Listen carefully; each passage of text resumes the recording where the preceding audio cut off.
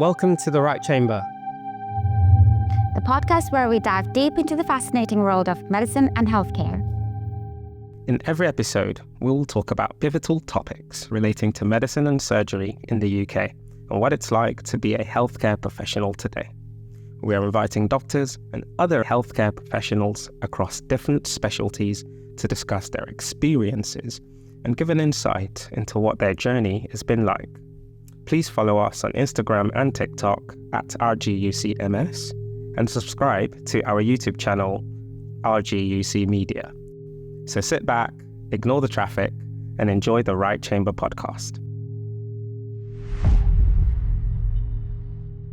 Welcome to the Right Chamber podcast. I am Dr. Victor. And I'm Jasprit Kaur. And today we have I'll let her do the introduction of herself. So, hello everyone, I'm Katie. I'm a third year medical student. I'm from Scotland originally, but I moved down to Birmingham for university along with my family. So I'm currently living at home, and Russell's Hall has been my first hospital placement. So we've just come to talk a bit about that. Okay, so what was your first impression when you moved from classroom-based learning to a hospital and having to actually, apply your knowledge to real patients? I think the shift between classroom learning to hospital learning is underestimated. I think over the summer, I was trying to think, okay, I'm going to have to start seeing patients alone, maybe dragging some of my friends with me to wards and trying to consolidate that learning, because it is a very different experience when you're learning from textbooks, learning about particular conditions, and then you're finally seeing those conditions in actual patients and balancing not only the knowledge that you've been learning over the past 2 years, but also your emotions when you're confronted with patients who are really going through those conditions with their families as well.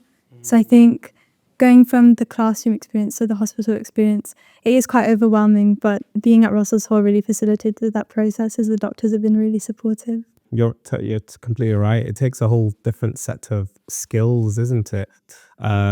It's one thing to be able to sit down and focus, and pay attention to lecture slides. Then it's something completely different when you're actually there, applying the knowledge to the patients. Applying the knowledge. Is any particular new skills that you'd say you've gained, kind of being in a hospital setting compared to when it was just classrooms? Yeah. I think my confidence to talking to patients has been improved so much, especially because last year the only placement that we have is general practice. But being in hospital, you're surrounded by all kinds of people all the time, not only with patients, but also fellow doctors, consultants, trying to learn how to approach them, asking for opportunities and kind of gaining confidence in that respect.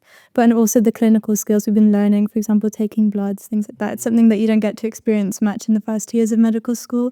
And you do finally feel like you're actually becoming a doctor instead of just learning material in the lectures and things like that. Did you find that quite challenging? I think at first you find it so daunting, especially out of all the clinical skills. I think taking bloods I found very daunting because you have a real patient in front of you that you do have to hurt in order to take their blood, it's for the best, and you're closely supervised at Russell's as well, so you never feel like you're in any real danger. But it always is a bit daunting when you see a patient and you don't want to hurt them. Yeah, that support being there is so important. You feel comfortable and you can make your patient feel more comfortable as well. I remember my first time in the hospital as a medical student, and the environment is just so different, and there's different. It's just everything, even the cleanliness and the smell of antiseptic. I know, but I think it's so important to learn it as a medical student, because once you become an F1, they give you the kit and they're like, go take those bloods. Yeah, and you're just okay, hold on, no one's gonna watch me anymore. Yeah. So that support, I'm glad you felt that that you've been well supported. It's very, very important, and definitely goes a long way. Being on the hospital ward, are there any particular experiences that that you think have stood out to you while you've been here? Good and bad. So I think there's been a lot of experiences that have stood out to me at Russell's Hall. I was really fortunate to be kind of taken under the wing of one of the FY2s. So I've had a lot of my experiences with him, and he's really nurtured me in the professional development aspect. So I think attending those ward rounds and seeing the same patients, not only just as a one-off ward round, but seeing those patients every day and seeing the improvements has been a really valuable experience. And also seeing some of the rarer conditions as well. For example, seeing a patient with central spinal stenosis was really interesting. And also having the opportunity in my on-call to go to resus and see patients being actively admitted. For example, I think one of the more negative experiences was seeing a patient actively go into like ventricular fibrillation right in front of me, which is quite scary. And you see the whole team coming in and doing CPR and everything, but definitely a positive experience in a sense as well, because finally seeing that really affirms like what we're trying to do, like we're doctors are trying to like save people's lives, and actually seeing that be done and the patient was like managed to be resuscitated was really a good thing to watch. How that particular experience made you feel like about yourself as a medical student, knowing that you're going to be in that position one day? I think just watching that from a medical student perspective was quite scary actually, because so many people come in and they all seem to know what you're doing and you don't want to get in the way of everything that's going on, but seeing that was quite like affirming in the sense that this is something I want to do. Like they managed to save someone's life, like someone who was like about to pass away, and they were able to change the fate of that person. I think it's like it was really interesting to be able to like observe that being done, and also about how like all the different medical professionals integrate with each other. So there wasn't only just one doctor present, there were so many members of the team, some people like checking the notes to make sure they were not like do not attempt CPR, and then other person delivering CPR and other person timing. It's like that teamwork between all the professionals that's so like it's really good to watch. That's good. And like you mentioned being in the hospital now, you feel like you're actually part of the team. So I mean, well, it's it's one thing to say that, but have you felt like you've been included during your time here, and you've been able to participate? Because it can happen that some people are just they find it a bit more difficult to integrate, and they can And sometimes I think it's also how busy a ward round or like a rotation could be, where a doctor can find it hard to include you. But have you faced any challenges in that aspect, like, or have you felt all right? I think at Brussels we've been quite fortunate, and most of us, I mean, the experience of other medical students as well, we've all been quite supported in that sense. And that most, even if it's not a consultant, if a consultant's a bit busy on a ward, there's always one doctor that's willing to teach you or willing to help you in that sense. Also, for example, like attending ward rounds and things like that, there's always one doctor that's willing for you, oh, can you go examine this patient and then present back to me? And they all seem quite like interested when you're interested in what they're working at as well, especially consultants. If you demonstrate an interest in their specialty, they're more than happy to like take you on board and teach you, which has been a really good experience here. That's one of the real key things you really want to make sure you've gotten out of this, especially like when I was a med student. Sometimes I did feel occasionally I would just be standing there a lot, and you don't want to, because you feel like, oh, they're all doing important things and I'm the one learning, but really you are here to be taught, isn't it? We all have to go through that stages of to those stages of learning. I think there are some experiences where you do feel like you're just kind of standing on the side and getting in people's way. But I think it's important to understand like the pressures that those like members of staff are facing as well. Like they're so busy, and even if there's a few members of staff that you don't want to kind of bother at that time, if you go to another ward that's a bit calmer at that time, they'll be more than happy to teach you about something else. So I think picking your moments as a medical student is really important as well, and knowing how you can be useful to them as well. It's not just asking them or relying on them to teach you, but also how you could be useful to them as well. For example, like offering to take the blood or going to examine a patient if they're really busy, and then they can come and check later on. Yeah. So you've been able to like get what you want out of the rotation so far? Yes, I definitely think I've been able to get like what I want out of a lot of like relationships with different doctors and things like that.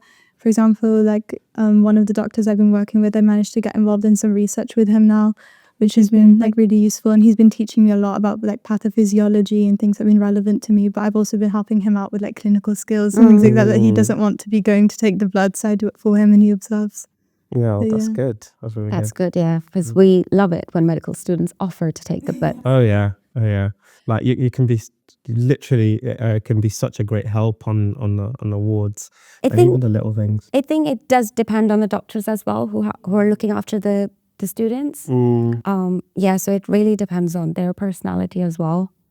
So, but it sounds like you've had a positive experience, which is yeah. great. Which is great. Are there any things you think, oh, I'm going to definitely take this forward into my future practice, or or future career, or even future placements? Anything that you think, yeah, I'm definitely going to take this forward with me?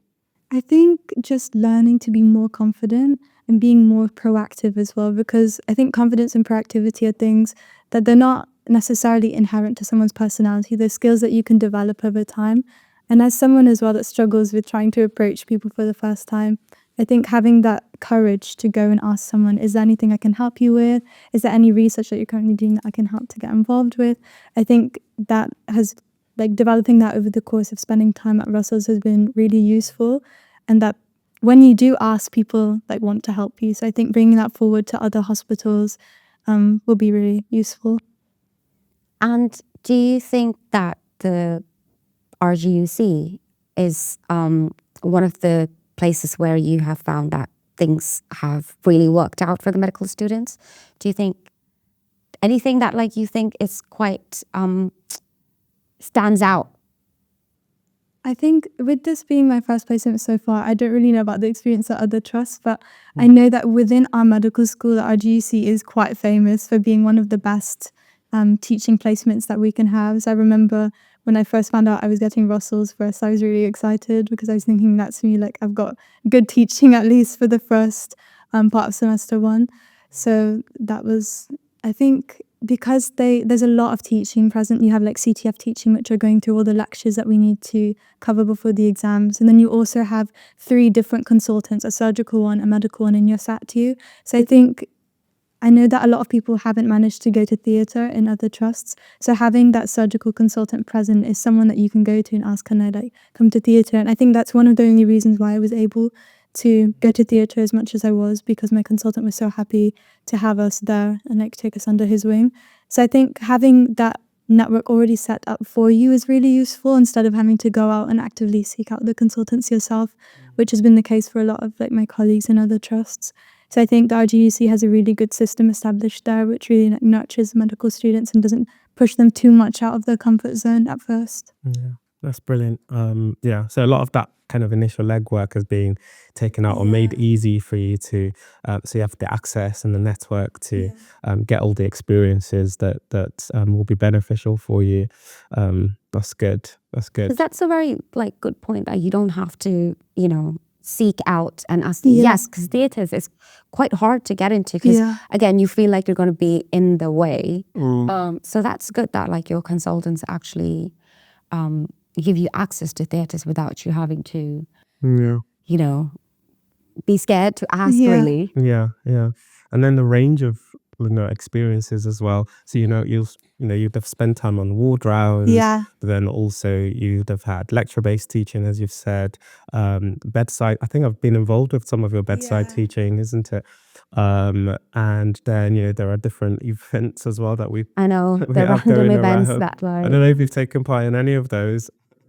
But that's good. Sounds like you've had a well-rounded. Is there anything that you know now that you actually think, oh, I wish before I started my first hospital placement I knew this, or that would have put you in a kind of better standing, or that would have made you better prepared to start? I think one thing that I regret not doing at first is just going up to any doctor and be like, can you teach me about this? Because that's definitely something I struggled with at first, because you think that they're always so busy and stuff, but once you realize that they are happy to teach you, and just asking when ward rounds are, because at first I was thinking, okay, I need to go 3 days before and timetable exactly when I'm going to join a ward round, but then I just show up on one of the cardiology wards and just at a random time they're like, do you want to just come and join the ward round now? So I'm thinking you don't need to overly schedule everything. You can just kind of go to the wards and take it as it comes. And also seeing patients in that respect as well, you don't always need to go to the wards in groups, which I think at first a lot of people struggle with. Umbilical cord syndrome, because it can be really daunting to go on your own. But I think you start to appreciate that the more that you go on your own, sometimes you get more out of those experiences, where the doctors are more happy to teach you when you're on your own because it's less like people just crowded around one patient. And also building like a rapport with an individual patient and being able to ask all the questions that you want to ask in a history, because sometimes when you go in a group, you'll find that you're splitting questions and then some people are asking things you don't want to ask and some people are like taking your questions in a sense. So I think going on your own towards has been really like, beneficial over the later months of our placement, and it's something I would have done more at the start, I think. Yeah. I think even if I look back as well, I'd say the exact same thing. Just being able to approach and just ask. Doctors, when we're in this position now, you realize that actually doctors are really nice people. They are keen, a lot of the time they're keen. Most of us, we're keen to teach. And yeah, it just takes kind of asking and just taking a moment to just, I think yes, I think doctors do like keen students.